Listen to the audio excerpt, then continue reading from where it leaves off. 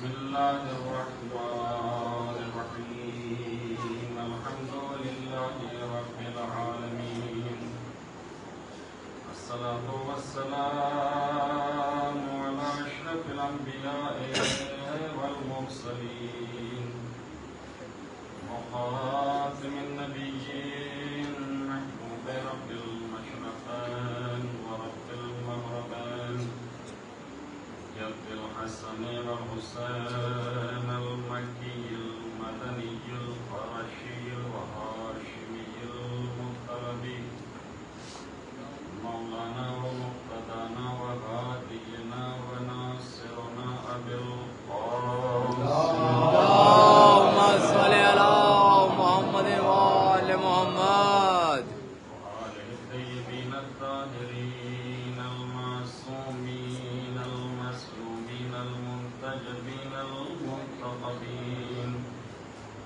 ولعنة الله على أعدائهم أجمعين من يومنا هذا إلى قيام يوم الدين أما بعد فقد قال الله تبارك وتعالى في كتابه الكريم بسم الله الرحمن الرحيم ومن يبتغي غير الإسلام دينا فلن يقبل منه وهو في الآخرة من الخاسرين صلوات اللهم صل على محمد وآل محمد فیضان گرامی بزرگان قوم ملت صاحبان علم و فہم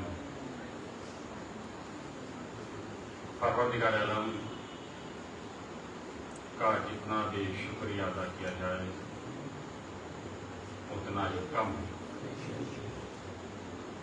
کہ جس نے یہ پھر موقع عنایت فرمایا کہ آپ حضرات کے چہرہ انوار کی زیارت کا شرف حاصل ہو سکے اور اس خدا وحدہ لا شریک کا شکر ہے کہ جس نے ہمیں یہ فضیلت عطا کی کہ ہم فرش عزا پر آ کر بیٹھ کر آل محمد کے فضائل اور مناقب کو سن سکیں، اس لیے کہ ورنہ انسان کی آرزو اور تمنا رہ جاتی ہے ایک کاش ہم بھی فرش عزا پر بیٹھ جاتے ہیں، لیکن اس تمنا اس آرزو کا کچھ ہونے والا نہیں ہے کہ جب وقت ہاتھ سے نکل جاتا ہے تو پھر انسان کفِ افسوس کے علاوہ کچھ نہیں کر سکتا۔ قرآن کریم کے جو اللہ کا نورانی کلام ہے یہ وہ بہترین کلام ہے کہ جس کی فضیلت کے سلسلے میں اللہ کے نبی نے ارشاد فرمایا اذا قرأ القرآن حرم اللہ علی النار لا يقوم من مقامه حتى يغفر الله له ولأبويه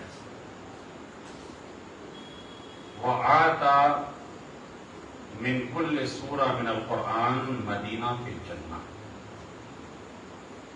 نبی نے ارشاد فرمایا یہ قرآن کریم کے جو تمہارے ہاتھ میں جس کی تم تلاوت کرتے ہو، جسے تم پڑھتے ہو، یہ وہ قرآن کریم ہے کہ جب انسان اس قرآن کریم کو پڑھتا ہے تو پروردگار عالم قرآن پڑھنے والے پر دوزخ کی آگ کو حرام کر دیتا ہے، یعنی اسے دوزخ کی آگ نہیں جلا سکتی۔ پھر فرمایا لا يقوم من مقامه حتى يغفر الله له ولأبويه۔ نبی فرماتے ہیں کہ جو انسان قرآن پڑھتا ہے، قرآن کی تلاوت کرتا ہے، یہ تلاوت کرنے والا اپنی جگہ سے نہیں اٹھے گا مگر یہ کہ پروردگار عالم اس کو یعنی پڑھنے والے کو اور پڑھنے والے کے والدین کے گناہوں کو معاف کر دے گا۔ یعنی عجیب شرف ہے کہ اگر انسان اس قرآن کو پڑھتا ہے، قرآن کریم کی تلاوت کرتا ہے تو پروردگار عالم پڑھنے والے کو، اسی وجہ سے ہمارے ہاں کیا ہوتا ہے ایصال ثواب، قرآن اگر پڑھا جاتا ہے توفیق ہو جاتی ہے قرآن کریم کی ویسے اعلان تو عام ہوتا ہے کہ 9 بجے قرآن خوانی ہوگی، اب وہ معلوم نہیں کہ عمل میں آتا ہے یا نہیں آتا ہے، لیکن قرآن پڑھنے والا پروردگار عالم نبی فرماتے ہیں کہ پڑھنے والے کو اللہ معاف کر دیتا ہے، اس کے گناہ معاف کر دیتا ہے اور اس کے والدین کے گناہوں کو معاف کر دیتا ہے، اور تیسرا وہ شخص ہے کہ جس کے لیے پڑھا جائے۔ اگر آپ اپنے مرحوم کے لیے پڑھ رہے ہیں قرآن تو اس کے گناہ بھی اللہ کیا کر دیتا ہے؟ معاف کر دیتا ہے۔ پھر آگے نبی فرماتے ہیں کہ لا يقوم من مقامی حتى يغفر اللہ له ولأبویہ وآت اللہ من کل سورہ فی القرآن مدینہ فی الجنہ۔ نبی فرماتے ہیں کہ اللہ ہر سورے کے بدلے، سورے کی قید نہیں کہ سورہ بقرہ ہو یا سورہ مزمل ہو یا سورہ مدثر ہو، اگر ایک چھوٹا سورہ بھی آپ نے پڑھا ہے تو وہ بھی قرآن ہے۔ سورہ کوثر کی تلاوت کی ہے وہ بھی قرآن ہے، سورہ عصر کی تلاوت کی ہے وہ بھی قرآن ہے۔ تو نبی فرماتے ہیں کہ اگر انسان ایک سورہ پڑھتا ہے قرآن کریم میں تو مدینہ فی الجنہ، تو پروردگار عالم اسے ایک شہر عطا کرتا ہے جنت میں۔ اب آپ اندازہ لگائیے کہ شہر کہتے کسے؟ شہر ہوتا ہی وہ ہے کہ جہاں ہر چیز میسر ہو، جہاں ہر چیز پائی جائے۔ نبی نے ایسے نہیں فرمایا کہ انا مدینۃ العلم وعلی بابھا، میں شہر علم ہوں، علی اس کا دروازہ ہے۔ اس کا مطلب یہ ہے کہ شہر میں تمہیں جس چیز کی تلاش ہے تو پہلے آؤ دروازے پر، تو بغیر دروازے کے شہر میں داخل ہونا ممکن نہیں ہے، اس لیے کہ جو بغیر دروازے کے داخل ہوگا اسے مومن نہیں کہا جائے گا، اسے چور کہا جائے گا۔ ایک صلوات میرے محمد وعلی محمد۔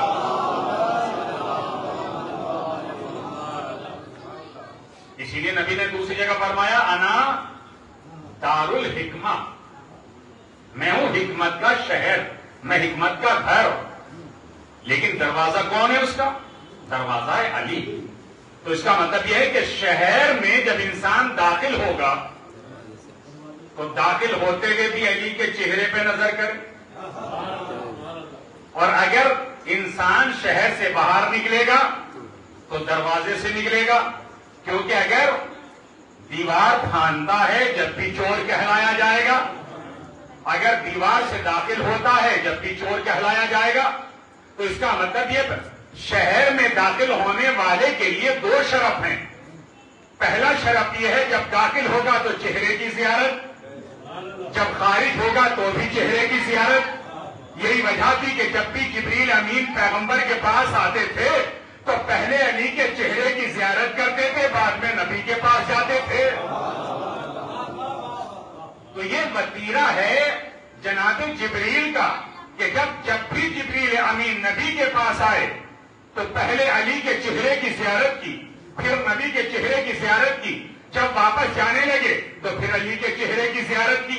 تو اس کا مطلب یہ ہے کہ جناب جبریل بھی بتانا چاہتے ہیں کہ دیکھو اگر اپنا ایمان مکمل کرنا چاہتے ہو تو خالی اسلام سے ایمان مکمل نہیں ہوگا، جاتے ہوئے بھی علی کا چہرہ دیکھو، آتے ہوئے بھی علی کا چہرہ دیکھو۔ ایک صلوات ہے کہ محمد وعلی محمد۔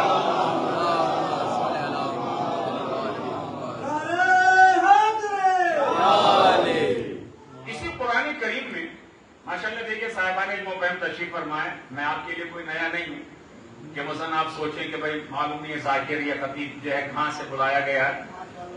آپ مجھے جانتے ہیں، میں آپ کو جانتا ہوں، آپ ہی کا ایک حصہ ہوں۔ قرآن کریم جو ہے اللہ کا کلام، سورہ آل عمران کی یہ آیہ مبارکہ 85 نمبر آیت کہ جس میں پروردگار عالم نے ارشاد فرمایا کہ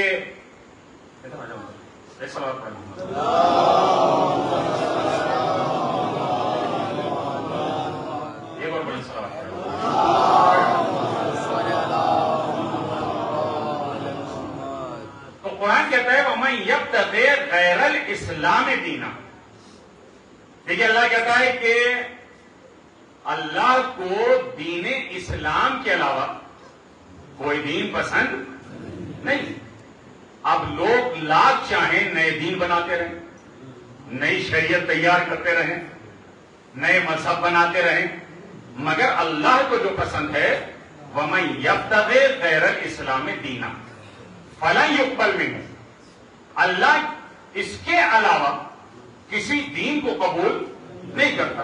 اب اگر انسان دین اسلام کو چھوڑنے کے بعد کسی دوسرے مذہب کو, کسی دوسرے دین کو قبول کرتا ہے وَهُوَ فِي الْآخِرَةِ مِنَ الْخَاسِرِينَ, تو یاد رکھو وہ فائدہ اٹھانے والوں میں سے نہیں ہے, بلکہ اللہ کہتا ہے وہ گھاٹا اٹھانے والوں میں سے ہے. اس کے لیے دنیا میں بھی گھاٹا ہے, آخرت میں بھی گھاٹا ہے. دنیا میں بھی نقصان ہے, آخرت میں بھی نقصان ہے. تو آخر ہے کیا یہ کہ جو پروردگار عالم اعلان کر رہا ہے؟ دیکھیے قرآن کریم میں اس سلسلے میں جو کہا ہے کہ اسلام ہی اللہ کو پسند ہے, اور چھٹے امام جابر صادق علیہ السلام حضرت ارشاد فرماتے ہیں کہ اسلام, یہاں اسلام سے وہ مراد ہے کہ مال ایمان, اسلام وہ اسلام مراد ہے کہ جو ایمان کے ساتھ ہو. تو اس کا مطلب یہ کہ اسلام اور ایمان میں زمین آسمان کا فرق پایا جاتا ہے. اسلام کیا ہے؟ آپ نے لا الہ الا اللہ کہا, بند کر دیجیے بھائی, یا تو میں سن لیجیے یا ہوا, ایک ہی کام ہو سکتا ہے. ایک اور بلند صلوات اسلام اور ایمان میں بڑا فرق ہے. اسلام کیا ہے؟ آپ نے کہا لا الہ الا اللہ محمد رسول اللہ, آپ لا الہ الا اللہ محمد رسول اللہ کہتے ہیں, مسلمان ہو گئے. خالی مسلمان رہیں گے, مومن نہیں بنیں گے. کیوں؟ کیونکہ اسلام فقط سینے تک محدود رہتا ہے, مگر ایمان دل کے اندر سرایت کرتا ہے. بڑی توجہ کیجیے گا, اسلام فقط سینے تک محدود رہتا ہے اور ایمان دل تک سرایت کرتا ہے. تو عزیزان گرامی, ہر انسان مومن نہیں ہے. ہر ایک کو مسلمان تو کہہ سکتے ہیں مگر مومن نہیں کہہ سکتے.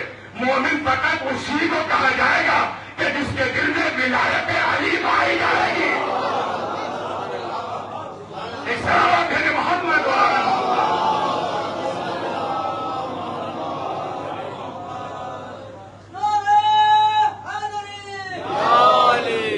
اسی لیے نبی نے فرمایا العسر للتوحید, یہ کان توحید کے لیے. ماشاءاللہ میرے بزرگ بھی یہاں تشریف فرمائے, کیا کسی نے اللہ کو اپنی آنکھوں سے دیکھا ہے؟ جی نہیں دیکھا, فقط کانوں سے آپ سنتے چلے آ رہے ہیں کہ وہ اکیلا ہے, وہ وحدہ لا شریک ہے, اس کا کوئی شریک نہیں ہے, وہ قل واللہ احد ہے, وہ اکیلا, آپ سنتے چلے آ رہے ہیں, کسی نے آنکھوں سے نہیں دیکھا. تو نبی فرماتے ہیں العسر للتوحید, یہ کان ہے توحید کے لیے.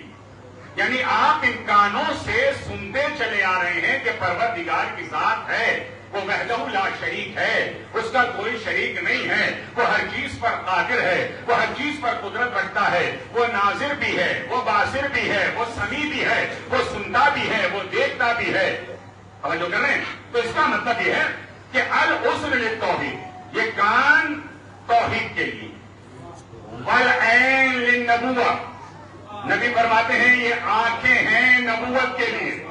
بڑی توجہ کیجیے گا, یہ آنکھیں ہیں نبوت کے لیے. تو اس کا مطلب کیا ہے کہ آنکھیں نبوت کے لیے. میں کہوں گا یا رسول اللہ, یہ آپ کی حدیث تو انہی لوگوں کے لیے صحیح ہے کہ جو آپ کی زندگی میں موجود تھے, جنہوں نے آپ کے چہرہ انور کی زیارت کی, آپ کے خوبصورت چہرے کا جمال دیکھا. تو العین للنبوہ, یہ آنکھیں نبوت کے لیے ہیں. تو عجب نہیں نبی کا جواب آئے, نادان تو سمجھتا نہیں, محمد ایک نہیں ہے بلکہ ہمارا اول بھی محمد ہے, آخر بھی محمد ہے. اگر میں رہوں نہ رہوں, مگر جب آخری محمد پردہ غیب سے آئے گا, اس کے چہرے کا دیدار کر لینا میرا دیدار ہو جائے گا. ایک سلامت ہے کہ محمد والے.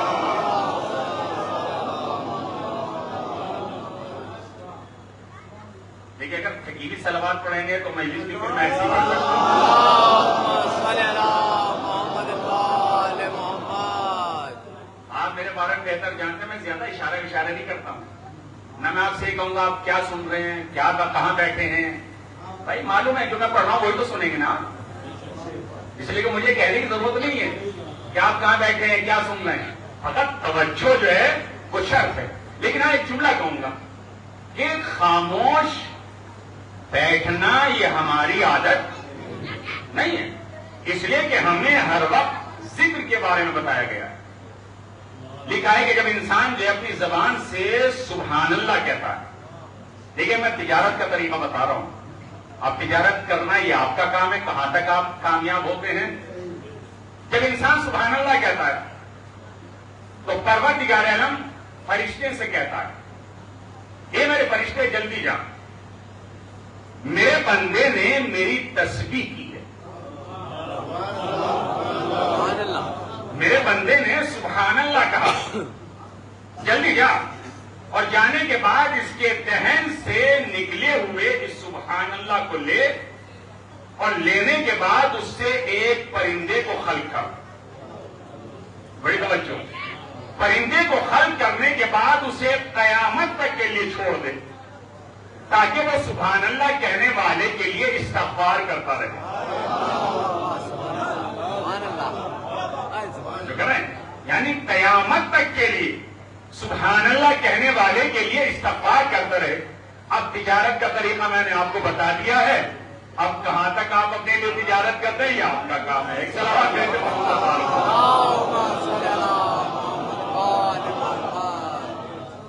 تو نبی فرماتے ہیں والعین للنبوہ، یہ آنکھیں ہیں نبوت کے لیے. اس کے بعد فرمایا والفؤاد لعلی، یہ دل ہے علی کے لیے. دیکھیں ایمان کیا ہے، یہ دل ہے علی کے لیے. یا رسول اللہ آپ نے علی کو جو دل فرمایا، آنکھیں فرما دیتے، سر فرما دیتے، ہاتھ فرما دیتے تو عجب نہیں. نبی کا جواب آئے نادان تو سمجھتا نہیں، آنکھ پھوٹ جائے گی انسان زندہ رہے گا، سر پھوٹ جائے گا انسان زندہ رہے گا، ہاتھ ٹوٹ جائے گا انسان زندہ رہے گا، لیکن اگر دل کی حرکت بند ہو جائے تو اب انسان زندہ نہیں رہے گا. بس ایک بات سمجھ میں آ گئی، جس دل میں علی ہے وہ مر کر بھی زندہ رہتا ہے، اور جس دل میں علی نہیں ہے وہ زندہ رہ کر بھی مردہ نظر آتا ہے. سبحان اللہ سبحان اللہ. اکسار دے محمد والا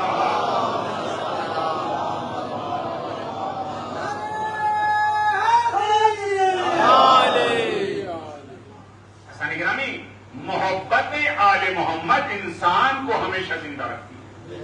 اگر دنیا سے بھی چلا جائے پھر بھی یہ کیا ہے، زندہ. تو قرآن کریم نے جو یہ اشارہ کیا کہ سب سے زیادہ جو پسند ہے اللہ کو وہ دین ہے. اور قرآن آپ پڑھتے ہیں ان الدین عند اللہ الاسلام، اللہ کو سب سے زیادہ دین اسلام پسند ہے. ایک شخص آتا ہے پیغمبر اکرم صلی اللہ علیہ وآلہ وسلم، حضرت جو بیٹھے ہوئے ہیں بات کر رہے ہیں. ایک شخص کھڑا ہوتا ہے، کھڑے ہونے کے بعد کہتا ہے یا رسول اللہ مت دین کیا ہے؟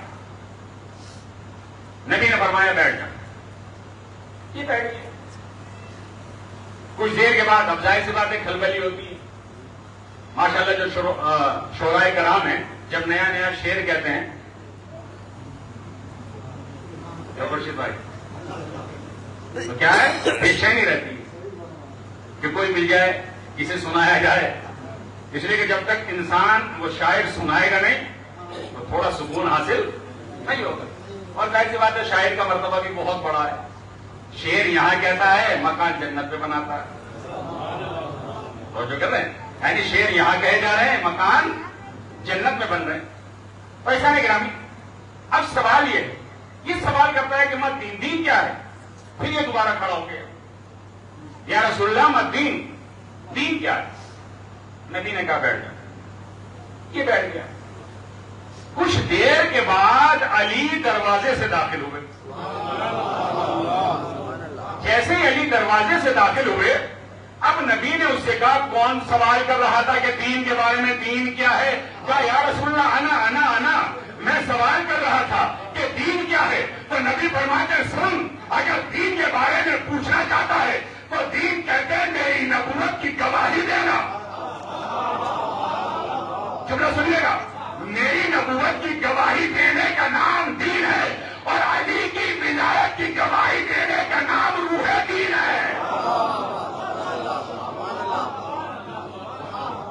لیے کہ اگر دین اپنا مکمل چاہتا ہے تو بغیر روح کے دین مکمل ہو ہی نہیں سکتا. اب انسان لاکھ کہتا رہے لا الہ الا اللہ محمد رسول اللہ، جب تک علی ولی کا ساتھ نہیں ہوگا یہ کلمہ مکمل ہونے والا نہیں ہے. اس طرح کہ محمد اور اللهم صل على محمد وآل محمد. ایسا نگرانی. اب سوال یہ ہے کہ دین ہم لے کس سے؟ بھائی جو ہم تک صحیح دین پہنچے، کیا ایسے ویسے سے ہم دین لے لیں؟ کیا کسی اور سے دین لے لیں؟ دیکھیے میں بالکل آسان سے میں مثال دیتا ہوں. اگر ایک پاسی کو فاجر جو ہے آپ کی مسجد میں آ جائے اور آپ سے کہے کہ میں نماز پڑھا رہا ہوں، میرے پیچھے نماز پڑھ لو، تیار ہیں آپ؟ جی ماشاء اللہ، خدا جزاک خیر. جن حضرات نے جواب دیا اللہ ان کو زیارت نصیب فرمائے، جنہوں نے جواب نہیں دیا وہ بھی ناراض نہ ہو، اللہ ان کو بھی زیارت نصیب فرمائے. تو اگر کوئی فاسق و فاجر آنے کے بعد کہتا ہے میرے پیچھے نماز پڑھ لو، تو آپ نماز نہیں پڑھیں گے، بلکہ امام جماعت کے لیے آپ شرائط دیکھیں گے. کیا شرائط ہیں؟ با علم ہونا چاہیے، با کردار ہونا چاہیے، مسائل سے آگاہی ہونی چاہیے، اور سب سے مہم شرط جو ہے وہ یہ ہے کہ نماز پڑھانے والا حلال زادہ ہو. نماز پڑھانے والا حلال زادہ ہو. اس لیے کہ ہمارے یہاں حرام زادے کے پیچھے نماز نہیں ہو سکتی ہے. بس عزیزہ نگرانی، جب ہم 17 رکعت نماز پڑھنے کے لیے اتنے سارے شرائط دیکھ رہے ہیں، با علم ہو، با کردار ہو، با سیرت ہو، مسائل سے آگاہی ہو، حلال زادہ ہو، تو جسے اللہ کائنات کا امام بنا کے بھیج رہا ہے.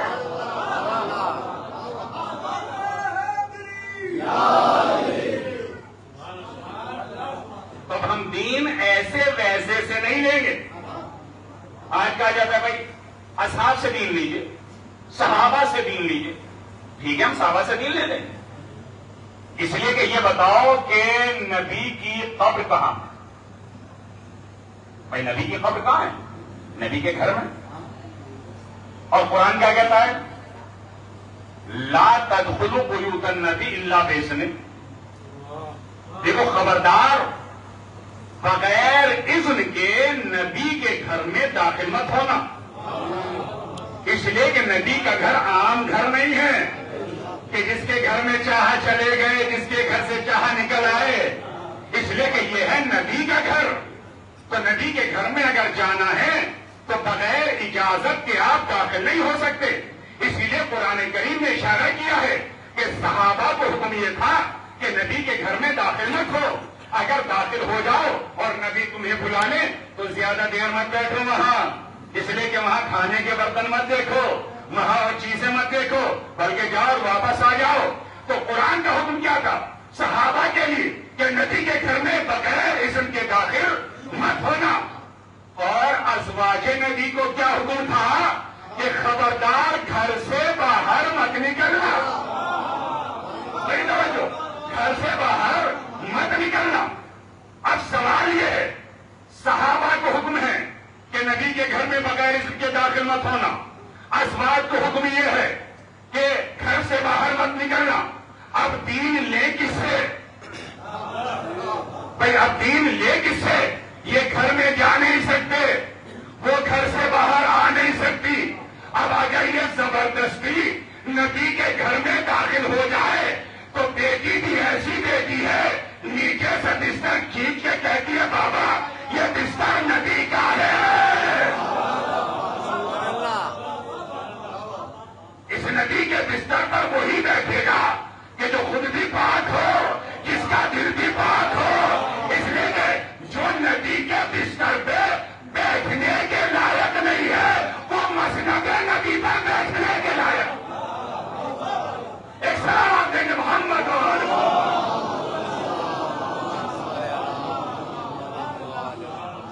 ایسا نگرانی. اصحاب کے لیے خبردار، بغیر اجازت کے نبی کے گھر میں داخل مت ہونا. اب اگر کوئی زبردستی داخل ہو جائے تو اس کا مطلب یہ ہے زبردستی کیسے داخل ہونا ہے؟ پھر پہلو میں اگر قبر بنا دی جائے، بڑی توجہ داری ہے، جملہ کہہ رہا ہوں، پہلو میں قبر اگر بنا دی جائے تو اب سوال یہ اجازت کس سے لی ہے؟ بھائی گھر تو نبی کا ہے نا، اجازت کس نے دی؟ کیا لکھی ہوئی کوئی تحریر ہے کہ نبی نے کہا کہ انہیں میرے پہلو میں دفن کر دو؟ تو اس کا مطلب ہے گھر نبی کا ہے، اب کوئی غصبی طریقے سے اگر وہاں جا کے دفن ہو جائے تو اس کا مطلب یہ نہیں کہ وہ معاف کر دیے گئے۔ محمد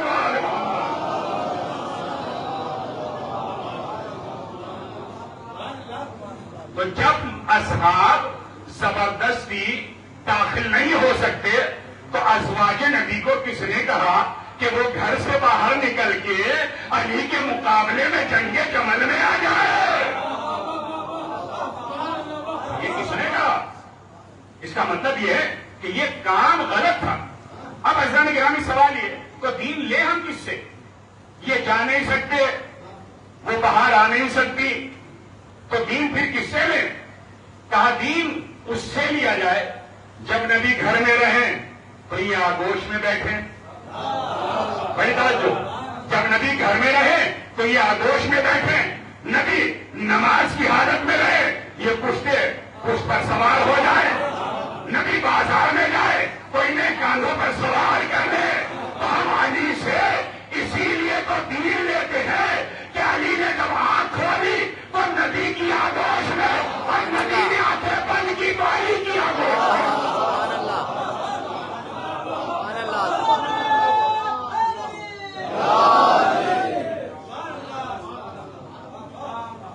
ان سے بہتر دین کون سمجھ سکتا ہے؟ اس سے بہتر دین کون جانتا ہے؟ خود مولا کائنات امیر مومنان علی ابن ابی طالب علیہ السلام حضرت فرماتے ہیں کہ میں نبی کے پیچھے پیچھے ایسے چلتا تھا کہ جیسے اونٹنی کا بچہ اپنی ماں کے پیچھے چلتا ہے۔ لیکن صاحبان علم تشریف فرمائیں، اچھا مولا کائنات نے اونٹنی کے بچے کی مثال کیوں دی؟ بھائی جانور تو اور بھی ہیں، گھوڑے کا بچہ، بکری کا بچہ، کوئی بھی اور کہہ سکتے تھے۔ اس کا مطلب یہ ہے کہ کچھ نہ کوئی خاص بات ضرور ہے کہ جو مولا کائنات نے فرمایا، اس لیے کہ اگر گھوڑے کا بچہ یا کسی دوسرے جانور، کسی دوسرے حیوان کا بچہ جب پیچھے پیچھے ماں کے چلتا ہے تو کہیں نہ کہیں راستہ چھوڑ دیتا ہے، ہٹ جاتا ہے، کہیں کھیتوں میں چلا جائے گا یا راستہ بھٹک جائے گا۔ مگر اونٹنی کا بچہ جب اونٹنی کے پیچھے چلتا ہے، چاہے وہ بھوکا ہو چاہے پیاسا ہو، مگر جب تک ماں چلتی رہے گی یہ بچہ حرکت کرتا رہے گا، یہ چلتا رہے گا، یہ اپنا راستہ نہیں بدلے گا۔ تو مولا کائنات فرماتے ہیں میرے قدم نبی کے قدم پر ایسے چل رہے تھے کہ میرا قدم ذرا بھی نہیں ڈگمگایا۔ تو اب دین ہم تو اس سے لیں گے نا کہ جس کا علم نبی کا علم ہے، جس کا کردار نبی کا کردار ہے، جس کی سیرت نبی کی سیرت ہے۔ دین اس سے لیا جائے نا کہ جو شب ہجرت بستر رسول پہ سوئے تو لوگوں کو دھوکہ ہو جائے کہ نبی سو رہے ہیں یا علی سو رہے ہیں۔ عزیزان گرامی، جو نبی کے بستر پر لیٹ کر نبی جیسا لگنے لگے تو پھر وہ مسند خلافت نبی پر جب بیٹھے گا تو اس کا کردار نبی کا کردار، علی کا کردار نبی کا کردار، علی کی سیرت نبی کی سیرت ہوگی۔ ایک صلوات ہے محمد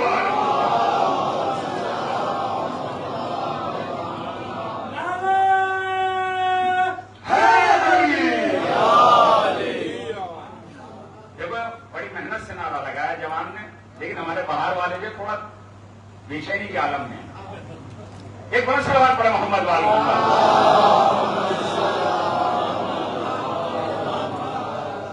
مولا امیر المومنین علی ابن ابی طالب علیہ السلام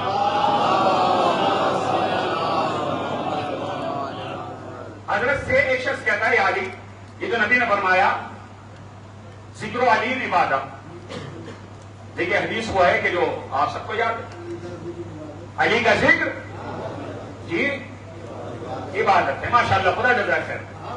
علی کا ذکر عبادت ہے. النظر الی وجہ علی ابن ابی طالب عبادت. علی کے چہرے کی طرف نظر کرنا عبادت ہے. یہ کہتا ہے یا علی ذکر آپ کا ہو عبادت اللہ کی ہو. لیکن توجہ کیجیے گا, ذکر علی عبادت یعنی ذکر آپ کا ہو عبادت اللہ کی ہو.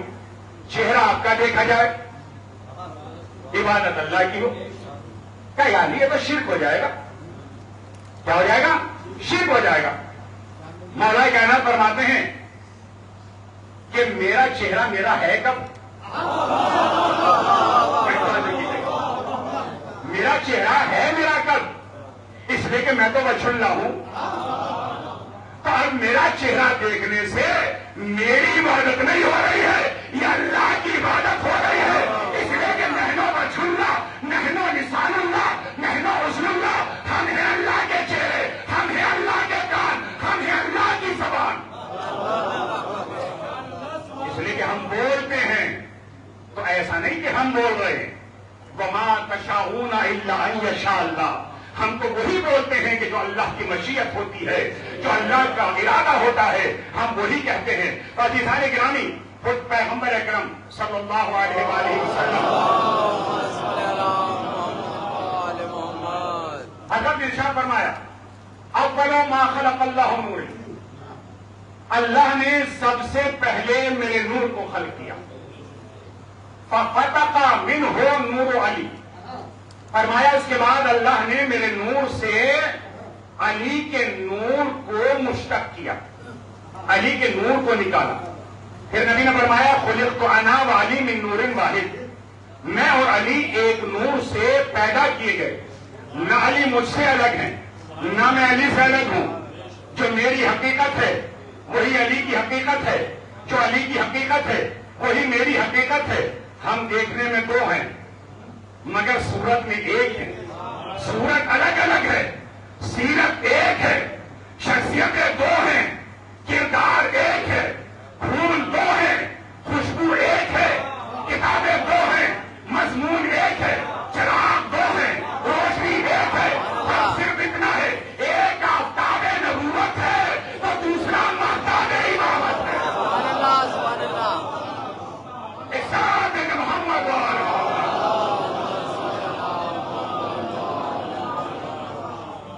فرمایا ففتق منہ نور علی, اللہ نے میرے نور سے علی کے نور کو خلق کیا.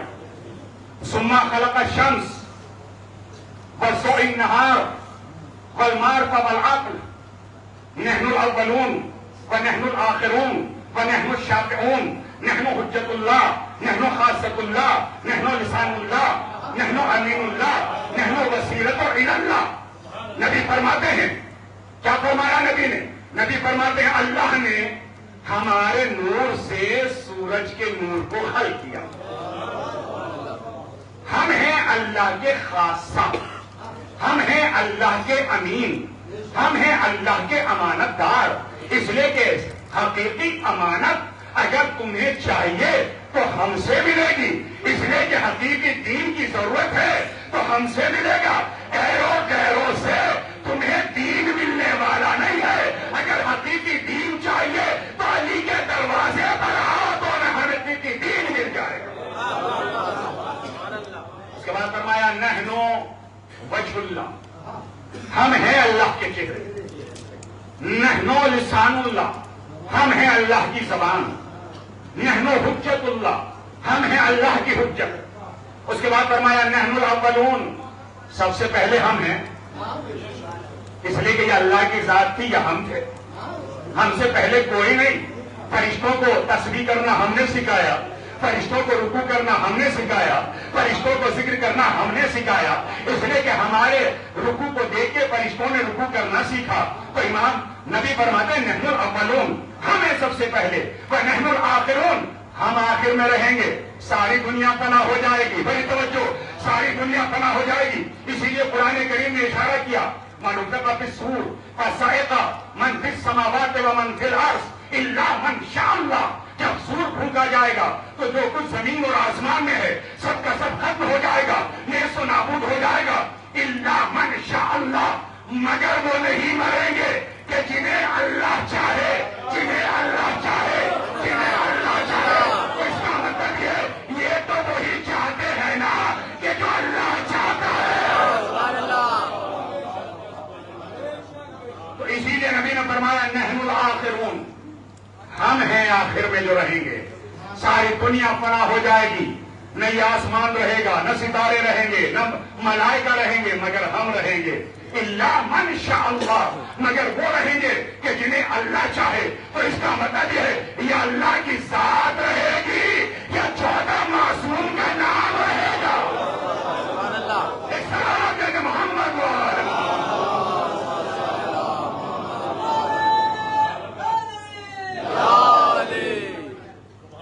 حسن گرامی، میرے بزرگوں، میرے جوانوں، چھٹے امام امام جعفر صادق علیہ السلام اللہم صلی علی محمد وآل محمد۔ حضرت تشریف فرمائے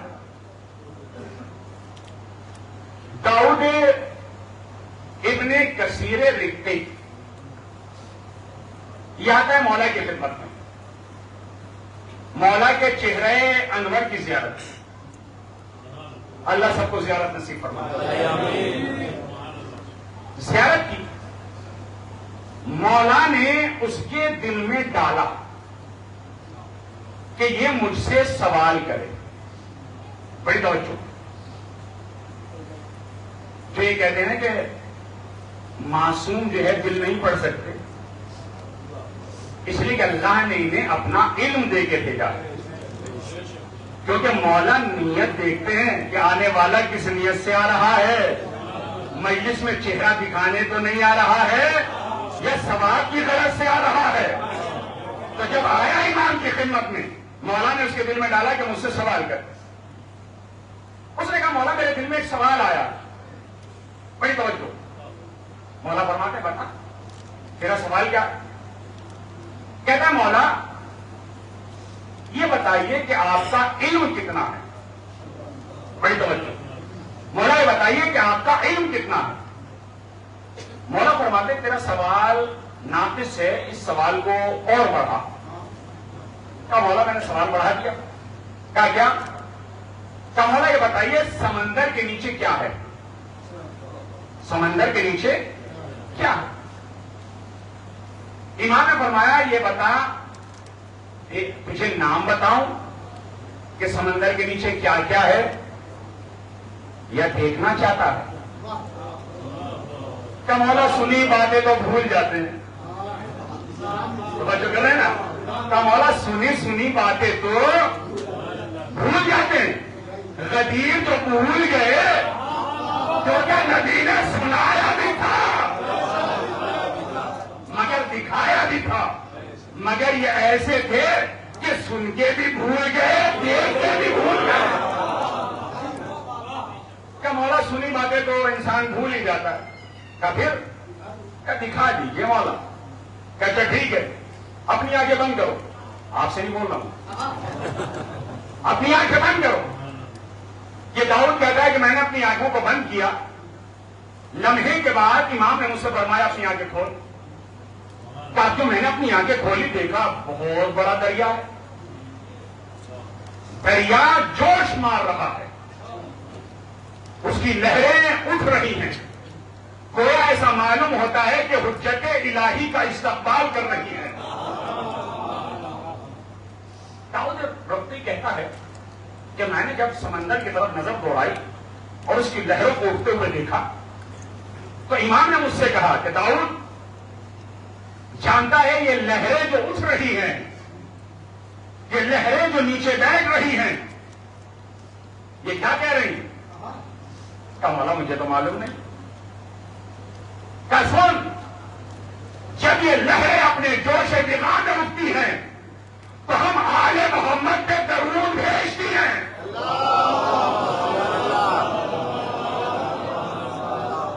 اور جب یہ لہریں نیچے کی طرف جاتی ہیں تو ہمارے دشمنوں پہ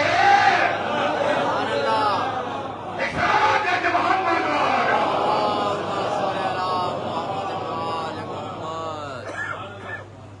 اس کے بعد امام فرماتے ہیں کہ دیکھنا چاہتا ہے کہ سمندر کے نیچے ہے کیا؟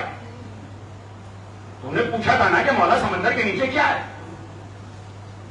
امام نے حکم دیا، ایک سمندر تیرے اوپر میری اطاعت واجب ہے، اس لیے کہ کون سی کائنات کی شے ہے کہ جس پہ امام کی اطاعت واجب نہ ہو، اور امام اشارہ کریں اور وہ اطاعت کو قبول نہ کرے۔ امام نے جیسے ہی کہا کہ تیرے اوپر میری اطاعت واجب ہے، بتا تیرے سینے میں کیا ہے؟ داؤد رفتی کہتا ہے کہ میں نے دیکھا کہ تمام پانی جم گیا، جمنے کے بعد ایک جگہ سے سفید پانی نکلنا شروع ہوا، دودھ سے زیادہ سفید۔ داؤد رفتی کہتا ہے میں نے مولا سے کہا مولا یہ کتنا سفید پانی ہے، دودھ سے زیادہ سفید، یہ سفید کب سے ہوا؟ مولا نے فرمایا جب سے اس نے ہماری ولایت کا اقرار کیا، جب سے ہماری ولایت کا اقرار کیا اس کے اندر یہ سفیدی آئی۔ داؤد رفتی کہتا ہے کہ میں نے دیکھا کہ وہ پانی خوشبودار، مشک سے بہتر خوشبو اور اصل سے زیادہ شیریں، یعنی شہد سے زیادہ شیریں، میں یہ دیکھ رہا تھا۔ اس کے بعد امام نے فرمایا داؤد جب ہمارا آخری پردہ غیب سے باہر آئے گا تو ساری دنیا کا پانی ختم ہو جائے گا، صرف یہی پانی باقی رہے گا، اور یہ پانی وہی پیے گا کہ جو ہماری ولایت کا بنا فصل اقرار کرتا ہے۔ سبحان اللہ، سبحان اللہ، سبحان اللہ۔ یہ پانی وہی پیے گا کہ جو ہماری ولایت کا بلا فصل اقرار کرتا ہے۔ تو بس عزیزان گرامی آپ اندازہ لگائیے کہ بغیر ولایت آل محمد کے انسان چاہے ساری زندگی عبادت کرتا رہے، اللہ کی راہ میں خیرات کرتا رہے، مگر جب تک دل میں ولایت آل محمد نہیں ہوگی نہ عمل قبول ہوگا، نہ نماز قبول ہوگی، نہ عبادت۔ محمد اللهم صل على محمد وآل محمد۔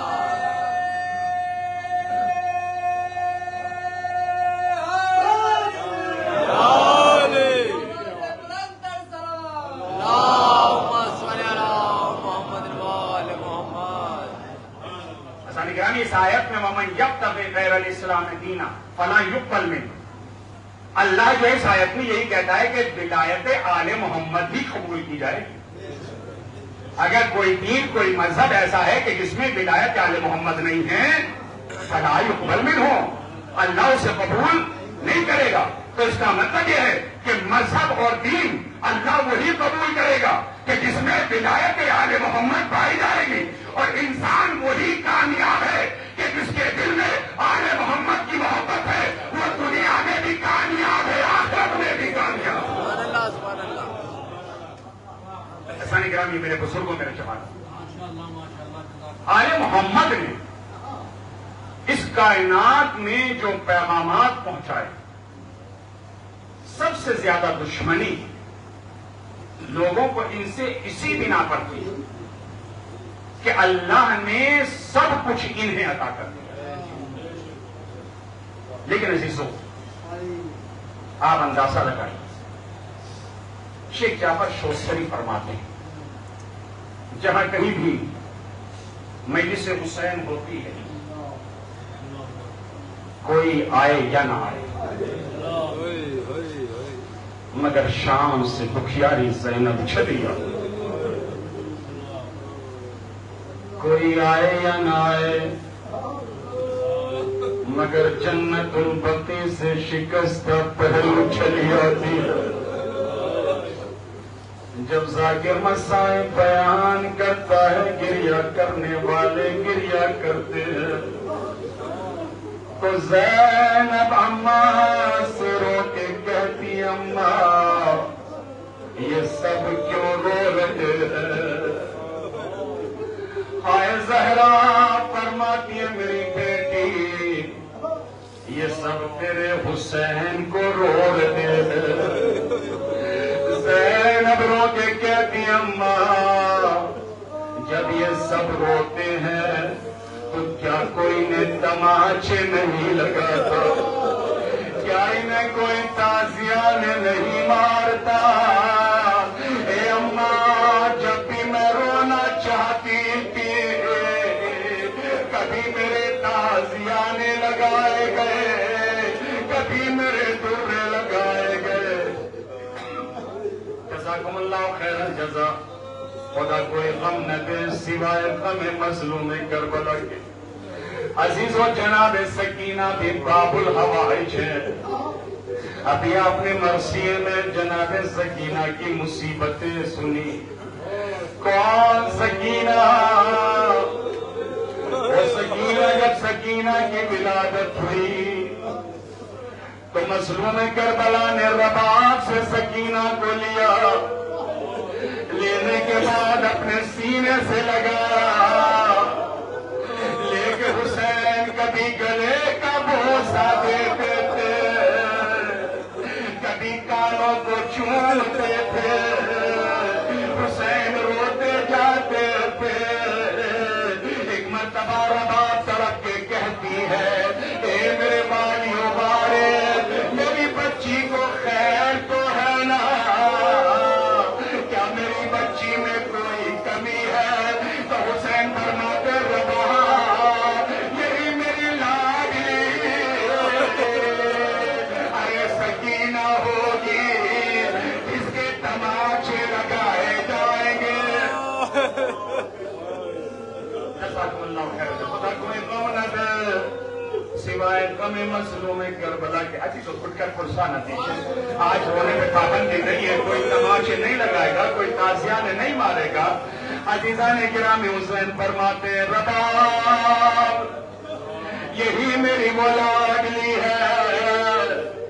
जब मैं नमाज शब पढ़ा करता था तो अल्लाह से एक दुआ करता था, परवरदिगार मुझे एक साबिरा बेटी अता कर, मुझे एक मज़लूमा बेटी अता कर।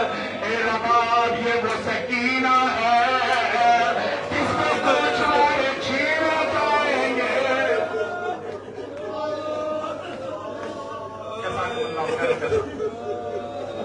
अजीज़ों रिवायत कहती है, खुद जनाब सकीना फरमाती है कि जालिमों ने मुझे ऊंट की नंगी पीठ पर इस तरीके से जकड़ दिया था कि जैसे लकड़ियों का गट्ठा बांधा जाता है। जनाब सकीना फरमाती जब ऊंट चलता था तो ऊंट की हड्डियां मेरी पसलियों में लगती थी।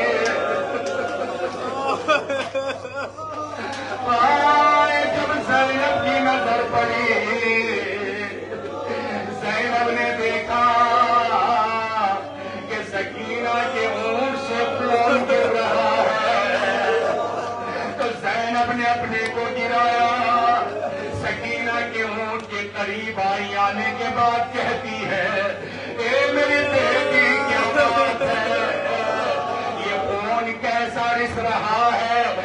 भी अम्मा जब ऊंट चलता है तो उसकी हड्डियां मेरी तसलियों को जख्मी कर रही है।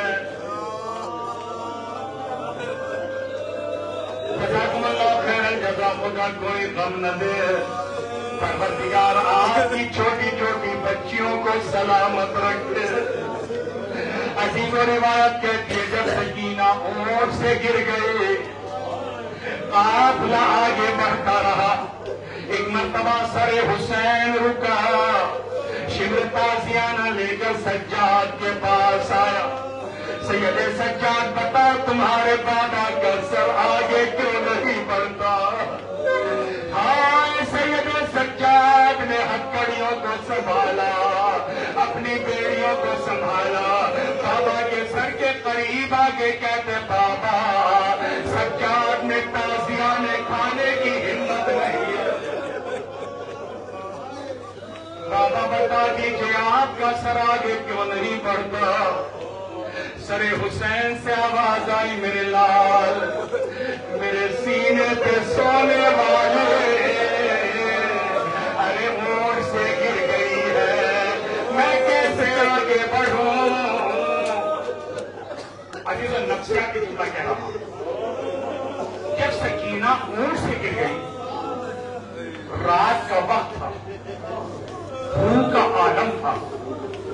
آپ اندازہ لگائیے صحرا ہو، تنہائی کا عالم ہو، تو بچہ بڑا بگڑ جاتا ہے، مگر جب سکینہ اٹھی، اٹھنے کے بعد آواز دیتی تھی پھوپھی اماں، اے پھوپھی اماں میں اونٹ سے گر گئی ہوں، اے بھیا سجاد میں اونٹ سے گر گئی ہوں۔ سکینہ آوازیں دیتی رہی، سکینہ چلتی رہی، سکینہ کے پیروں میں کانٹے لگتے رہے، سکینہ کے پیروں میں پتھر لگتے رہے، سکینہ چلتی رہی، آوازیں دیتی رہی، چچا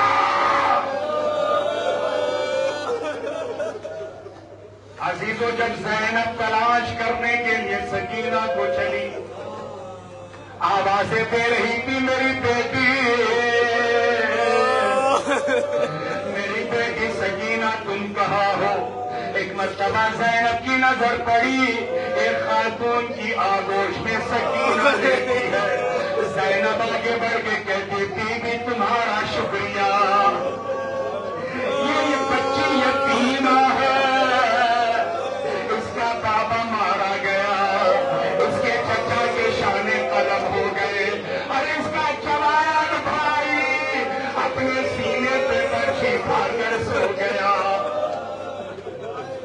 زینب بیان کرتی رہی، ایک مرتبہ زینب کی نظر سکینہ کے پیروں پہ پڑی، دیکھا کہ خون جاری ہے، زینب رو کے کہتی ہے میری بیٹی یہ تیرے پیروں سے لہو کیسا جاری ہے؟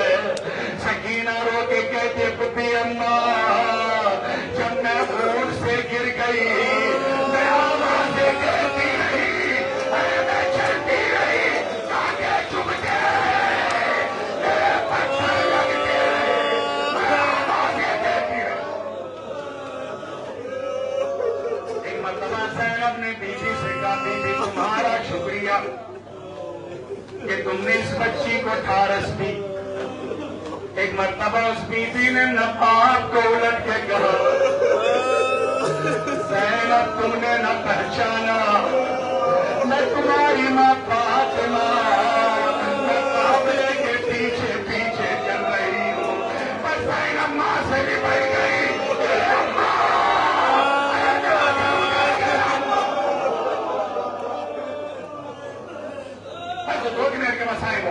جزاکم اللہ خیر الجزا۔ عزیزو جب زندان شام میں اہل بیت کو مقید کر دیا گیا تو سکینہ بابا کو یاد کر کر کے روتی تھی، ہائے میرے بابا، ہائے میرے پیاسے بابا، میرے مظلوم بابا۔ عزیزو جب سر حسین زندان میں لایا گیا تو سکینہ نے اپنے بابا کے منہ پہ منہ رکھ کے کہا یا ابتا من ذا الذی خضبک بدمائک، اے میرے بابا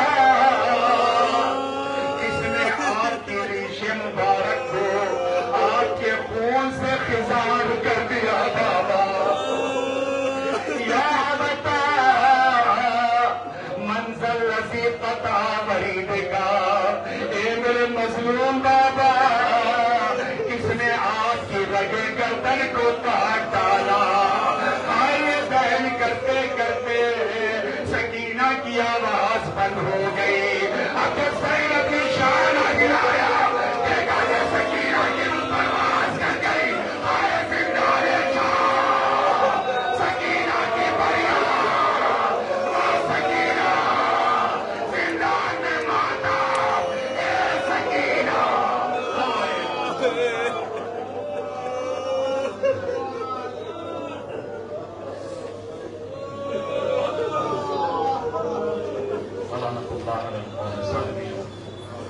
پروردگار تجھے واسطہ محمد وال محمد کا ہمارے گناہ کبیرہ گناہ صغیرہ کو معاف فرما، ہماری اس مجلس کو درجہ قبولیت نائب فرما، ہماری آنکھ سے جو آنسو غم حسین میں گرے ہیں ان کو ہمارے نجات کا ذریعہ قرار دے۔ رب کریم جن حضرات ان مجالس میں دامیں درہمیں سخنیں حصہ لیا ہے ان کی توفیقات میں اضافہ فرما، ان کے مال میں، ان کے رزق میں، ان کی عمر میں خیر و برکت عنایت فرما۔ پروردگار ہم سب کو بلائے ارضی و سماوی سے محفوظ فرما، ہمارے جوانوں میں جذبہ دین و اسلام عنایت فرما۔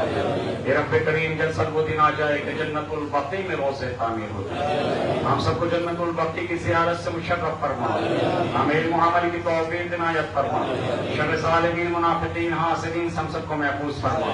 پروردگارہ پرچم اسلام کو سر بلند فرما، اطفال عالیان کی حفاظت فرما۔ پروردگارہ تجھے واسطہ محمد وآل محمد کے ہمارے قلوب میں اہل بیت کی محبت کو زیادہ فرما، ہم اہل بیت علیہ السلام کے فرامین پر عمل کرنے کی توفیق عنایت فرما، ہمارے مرحومین پر اپنی رحمت نازل فرما، ان کو فشار قبر تنہائی تب خلوت قبر سے محفوظ فرما۔ پروردگارہ تجھے واسطہ محمد وآل محمد کا ہمیں اخلاص کے ساتھ عزاداری مظلوم کربلا کرنے کی توفیق عنایت فرما۔ پروردگارہ ہمارے ان آنسوؤں کو رومال جناب سیدہ میں جگہ عنایت فرما، ہم سب کو جناب زہرا کی شفاعت نصیب فرما، امام زمانے کے دور میں تعلیم فرما، ہم سب کو ان کا نام صاحب لگے۔